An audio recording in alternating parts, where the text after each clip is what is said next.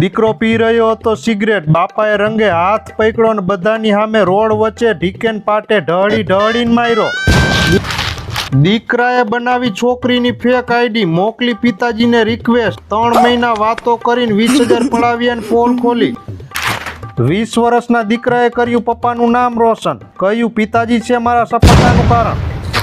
પિતાએ પોતાના દીકરાને લઈ આપી મનપસંદ કાર અને સાથે આઈફોન 17 પ્રો મેક્સ અને પિતાએ કહ્યું આ બધું તો મારા દીકરાનું જ છે ને, મારે ક્યાં અહીંયા ઉપર માથે બાંધીને જવું છે. નોકરી ધંધો ન મળતા દીકરો પોતાનું ઘર છોડીને જતો રહ્યો, કહ્યું પિતાજી હવે તો કઈ ઘરે બનીને જ આવીશ. પિતાએ દીકરાને ઘરની બહાર કાઢતા દીકરો બોલી ઉઠ્યો, હું નહીં નીકળું બહાર, હું તો કરું છું તમને બહુ પ્યાર.